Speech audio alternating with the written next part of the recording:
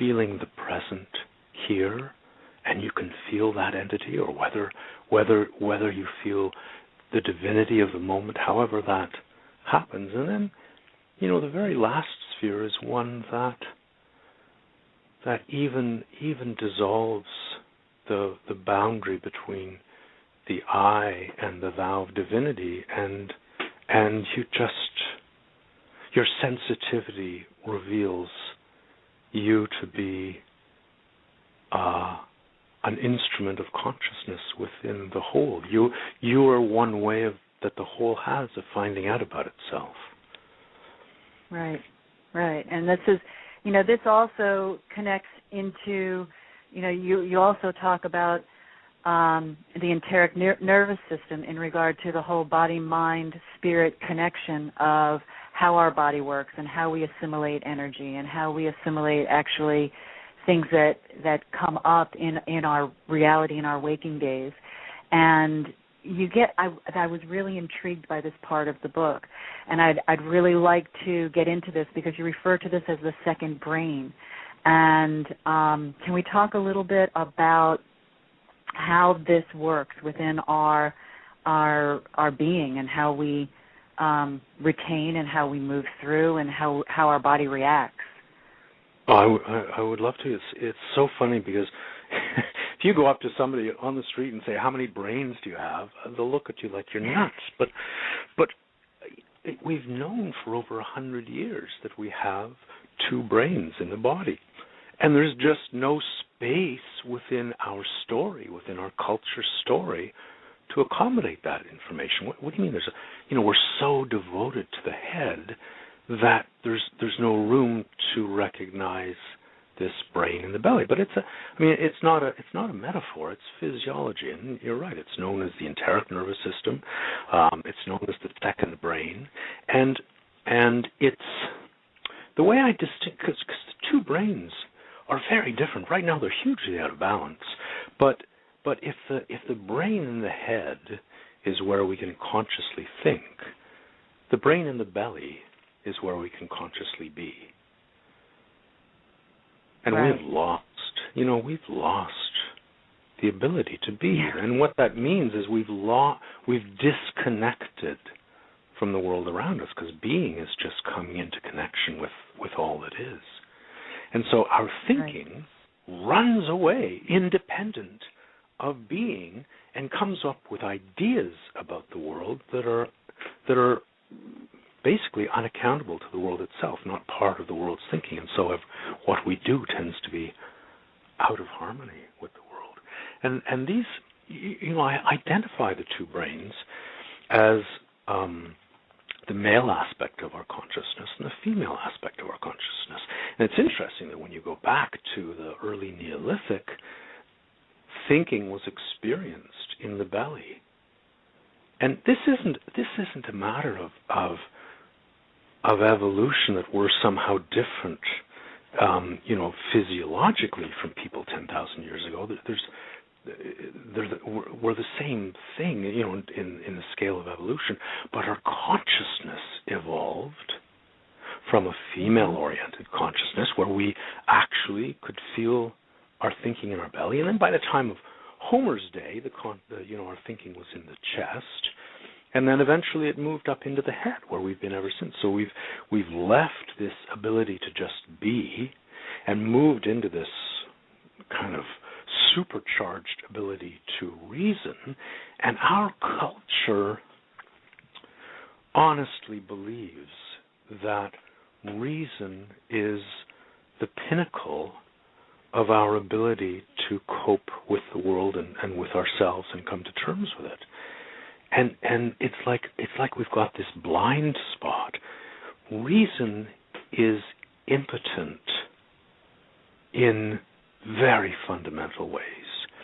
For example, you can't reason your way into the present. You just can't do it. It's never going to work.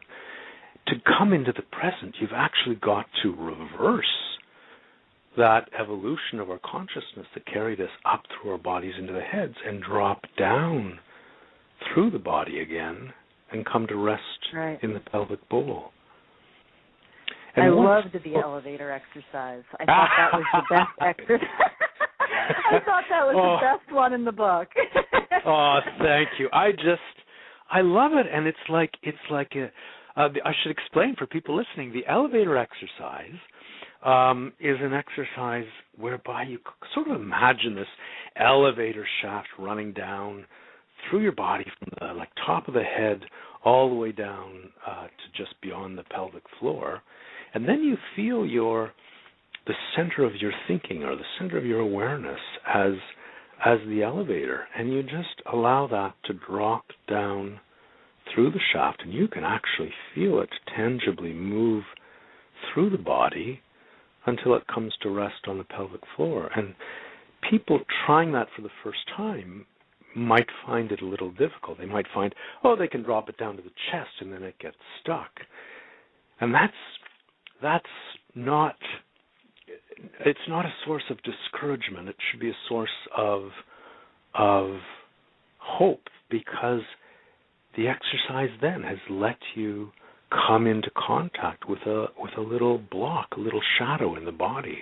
And if you can allow that little block to melt and soften, and if you can give it some love from your heart, then that elevator will start to descend again. And one of the main benefits of allowing the elevator to descend is it brings us into a place where we can integrate, because the pelvic intelligence is our integrating genius. It's self-organizing. It doesn't require the oversight of the cranial brain. It just weaves the world into a whole. So as long as you're stuck in the head, you're sort of addicted to information, and you're addicted to understanding things in little packets. And the world doesn't quite add up to a whole. And you think, if only you can get enough of these little packets, you're going to fill up all the holes and turn it into something sound. But it just doesn't work that way. So it's when you drop all those perceptions and all that information down into the pelvic bowl that it's funny. It's funny because I talk about this in the book. What happens is a perception acquires sensation as it drops down.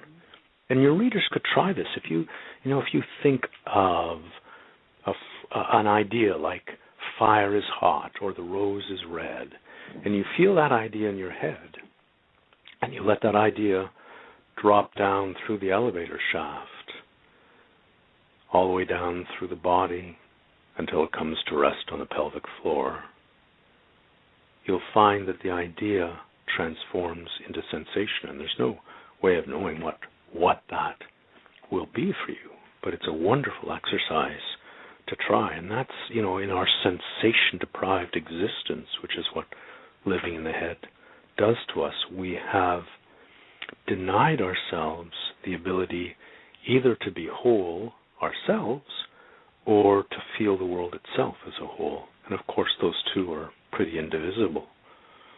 Mm-hmm. Right.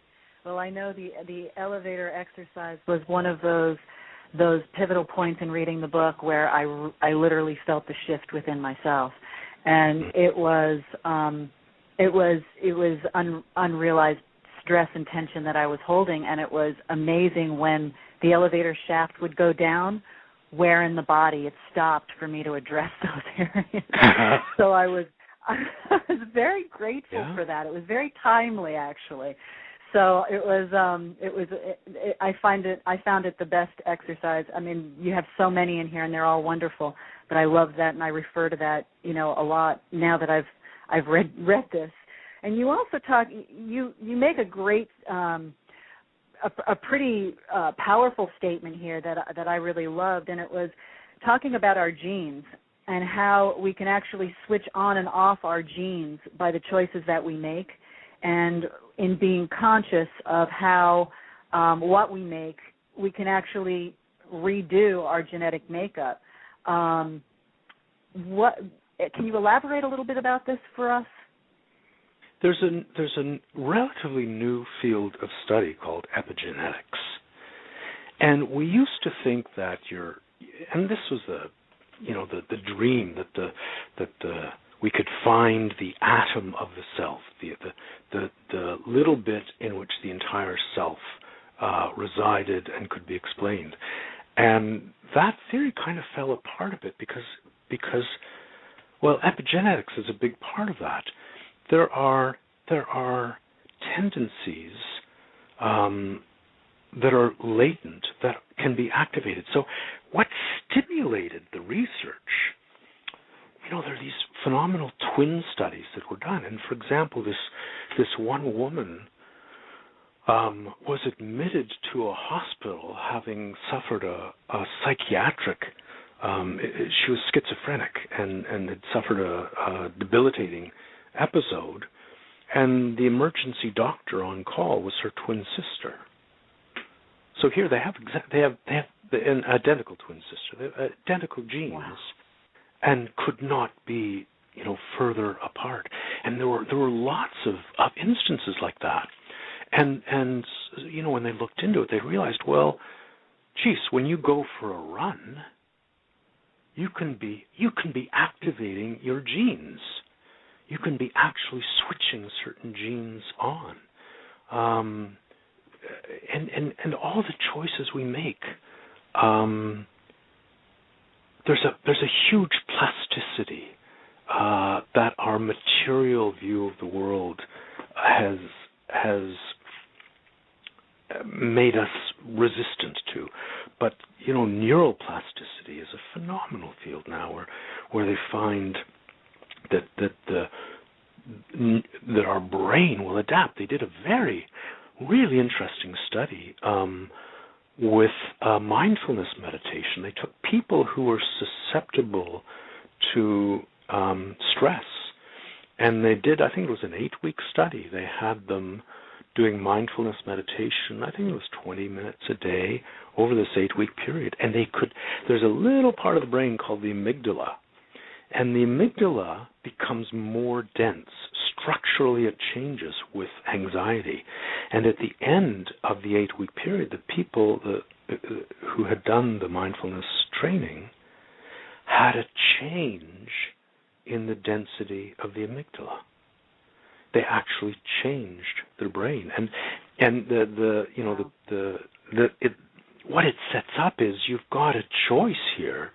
You can either be in a stressed situation, or you can be in your body. That's basically what the experiment shows, is that people who learn to come into their bodies in a mindful way learn to come into a way of being that was much, much less stressful. So it's not that their behavior, the anxiety, was determined by their genes. It was learned behavior that they could then shift. And it impacts all of us, though, doesn't it? Because you've got a choice at any time of the day. You can come into your body, or you can be in a place of stress. It's pretty remarkable. Right. And then that bounces off of everyone you interact with. So it's this is society's going through its crazy, chaotic energy right now, and there's sometimes when it's definitely more neurotic than others, but there's a common thread that's going through. In fact, there's two threads that I feel that are coming through. There's one where people are really seeking this. They're seeking this information that you've provided in this book. They're seeking this balance, this sense of authenticity, this sense of peace within. And then there's the other side of the coin where everyone who is addicted to that neuroses and that anxiety feeling and that angst is really getting fueled by everything within our society that feeds to that. When you talk about how we disconnect in regard to staying in our head and not dropping down into our feeling center or our emotional piece, when we are going through this period of shift and change, is there an emotional piece that you can provide our listeners in what they can expect when they go through that shift? Because I know what it is for myself, but sometimes, it comes through differently for different people. And what